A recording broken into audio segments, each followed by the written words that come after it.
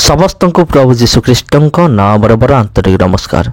प्रिय भाई एवं भौणी माने आज वीडियो अत्यंत गुरुत्वपूर्ण अटे एवं ए वीडियो को आपण देखंतु अन्य मान पाखु शेयर मध्य करंतु कारण ए वीडियो अनेक हजार हजार लक्ष लक्ष लोक मानकु नरक जीवारु वंचित करि पारे। ए वीडियो देखिला परे आपण निजे अनुभव करंतु एवं अन्य को मध्य अनुभव करांतु जे नरक केमितिका अटे। तबे वर्तमान ये जो वीडियो रही आछि ए वीडियो हम देखिबा शयतान रो पुजारी माने जो माने कि मरिबा समय से माने कोन से माने कहितले समग्र मृत्युर माने किछि सेकेंड पूर्वरु तांकर शेष शब्द कोन थिला ए वीडियो माध्यम आम जानिबा। तेबे प्रिय बंधुगण चलो तो आम आरंभ करिबा। प्रथम आसीबे आलेस्टर क्राउली। आलेस्टर क्राउली जेतबेले से मृत्युवरण कले मृत्युवरण करिया पूर्वरु ठीक किछि सेकेंड पूर्वरु से कहूथिले जे I am perplexed. I am perplexed तार अर्थ होछि मु विचलित अटे। तेबे मृत्युर किछि सेकेंड पूर्वरु से एमिति किछि विषय से देखिथिले आ एमिति से किछि विषय से देखिकी अनुभव करथिले से तबले कहला मो विचलित अटे। आलेस्टर क्राउली ये जने बहुत बड़ शैतान रो पुजारी अटंती पुजारी थिले वर्तमान से नहांती आ विशेष करी शैतान को जमाने पूजा करंती आ से भावंती नरक कौन से गोटे खास विषय नुहे। नरक को जत लोक माने जानती से सेठी पार्टी करंती अनंत काल पर्यंत सेठी से एंजॉय करंती बा से उपभोग करंती। नरक को से एई भली भाव चिंता करंती जे नरक कौन से एक जंत्रणामय स्थान नुहे कौन से निया नुहे कि कौन से कीट भी सेठी नहीं किसी नहीं केवल अनंत काल पर्यंत आम कौन करिबा पार्टी करिबा आनंद करिबा याकु समान नरक बोली से भावती। से अनेक अच्छा शैतान पुजारी माने किसी सिंगर मान अच्छा किसी म्यूजिशियन किसी डांसर आउ एमाने कौन करिसंती निज निजर आत्मा को सौदा करिसंती शैतान सहित निजर आत्मा को से बिक्री कर देइसंती। आ शैतान मध्य समान कहितला जे तो आत्मा मते समर्पण कर तोर जहा इच्छा मु ताहा तते देबी। आ से माने निजर आत्मा बदल रे धन संपत्ति बैंक बैलेंस आउ निज को विख्यात करिवार कौशल ए समस्त विषय मागिथिले शैतान भी प्रदान करिथिला कारण शैतान पाखरे से क्षमता अछि। जदि आम यीशु जीवन देखिबा सेठी शैतान सेठी कौन कहिथिला शैतान सेठी कहिथिला यीशु को तुमे मते जदि प्रणाम करिवो तबे ए समस्त विषय मु तुमको दे देबे। तबे प्रिय बंधुगण शैतान पुजारी माने से नरक अर्थ को से भावती या कौन जंत्रणादायक स्थान नुहे यह हूँ एक पार्टी के किंबा एंजॉय करिवार स्थान अटे। आ जतबेले से मृत्युवरण करुचंती आलेस्टर क्राउली से एमिति किसी देखुचंती से भावुचंती जे मु जहाँ भावी सेमती तो किसी नहीं तेणु मृत्यु पूर्व से यही दृश्य देखी।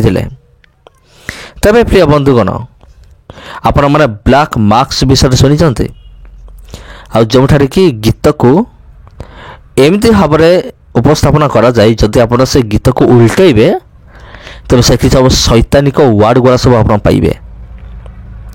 से गीत को एमती भाव में फिटिंग करा जाए लोक मानकर मन रे आ से समस्त विषय शैतानिक चिंताधारा गुड़िक आम को शुणा जाए। आप रोमान कैथोलिक विषय शुणी थे से जो पिता पुत्र पवित्र आत्मा जो से करती से गोटे क्रॉस गोटे तैयारी करती शून्य रे आप ध्यान से देखिए पिता पुत्र पवित्र आत्मा क्रॉस को से उल्टा करती। तबे प्रिय बंधुगण आ शैतान रो पुजारी माने से डायरेक्ट से पुजारी हो पारिबा नहीं। शैतान रो पुजारी हेबा निमंते प्रथमे से कैथोलिक चर्च रे से योगदान करिया पड़िबो। ठीक चिंता करंतु प्रिय बंधुगण ये प्रथम तापर द्वितीय आसुचंती ଆଣ୍ଟୋନ ଲେବେବି।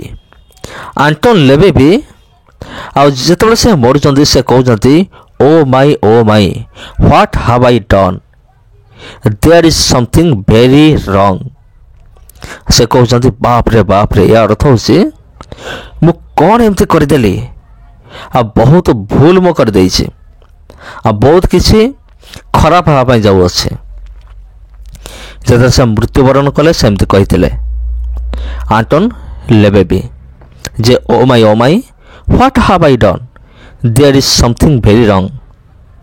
ନମ୍ବର 3 ହେଉଛି ଡେଭିଡ୍ ହ୍ୟୁମ୍।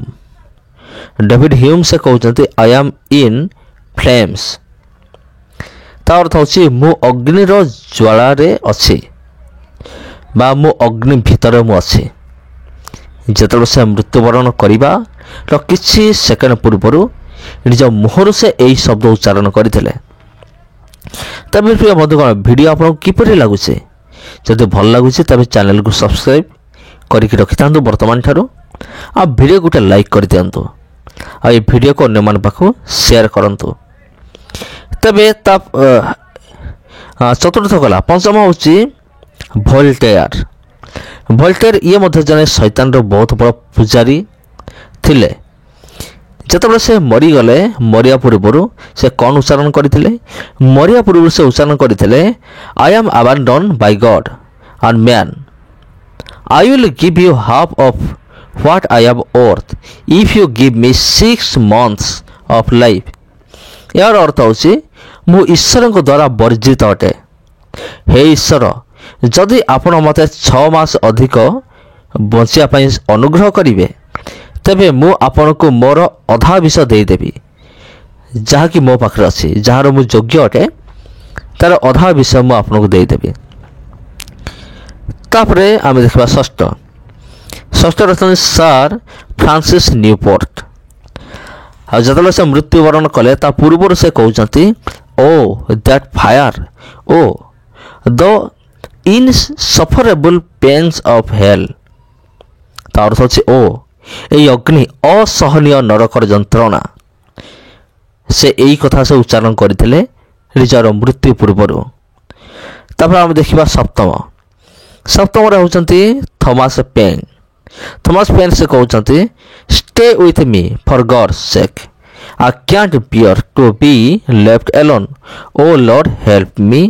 ସେ କହୁଛନ୍ତି ଯେତେବେଳେ ସେ ମୃତ୍ୟୁବରଣ କରୁଛନ୍ତି ତାଙ୍କ ପାଖକୁ ଲୋକମାନେ ଆସୁଛନ୍ତି ଦେଖିବା ନିମନ୍ତେ, ଆଉ ଯେଉଁମାନେ ଆସୁଛନ୍ତି ଦେଖିବା ନିମନ୍ତେ ତାଙ୍କୁ ସେ କହୁଛନ୍ତି ମୋ ସାଥିରେ ରୁହ, ମୋତେ ଛାଡ଼ି ଯାଅ ନାହିଁ, ପରମେଶ୍ୱରଙ୍କ ନିମନ୍ତେ ମୋତେ ଛାଡ଼ି ଯାଅ ନାହିଁ।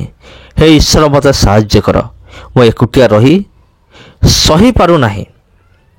ତେବେ ଶୈତାନର ପୂଜାରୀମାନେ ଯେତେବେଳେ ମରିଗଲେ ତା ପୂର୍ବରୁ ସେମାନେ ଏହି ସମସ୍ତ ବିଷୟ ଉଚ୍ଚାରଣ କରିଥିଲେ, ନିଜ ମୁହଁରେ ସେମାନେ ସ୍ୱୀକାର କରିଥିଲେ। ତେବେ ପ୍ରିୟ ବନ୍ଧୁଗଣ, ନର୍କ ଏକ ସାଧାରଣ ବିଷୟ ନୁହେଁ। ଅନେକ ଭାବନ୍ତି ନର୍କ କୌଣସି ଗୋଟେ ଖାସ୍ ବିଷୟ ନୁହେଁ। ନର୍କ ହେଉଛି ଏକ ଏନ୍ଜୟ କରିବାର ସ୍ଥାନ, ଉପଭୋଗ କରିବାର ସ୍ଥାନ।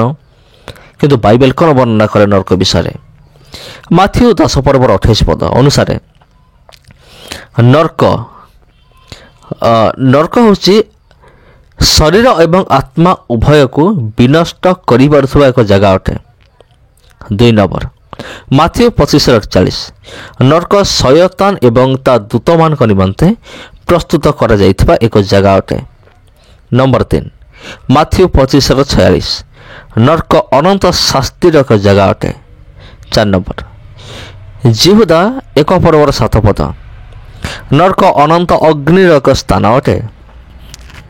ନମ୍ବର 5 ପ୍ରକାଶିତ ବାକ୍ୟ 14:11 ନର୍କ ଏପରି ଏକ ଜାଗା ଯେଉଁଠି ଯନ୍ତ୍ରଣାର ଧୂମ ଯୁଗେ ଯୁଗେ ଉଠୁଥାଏ।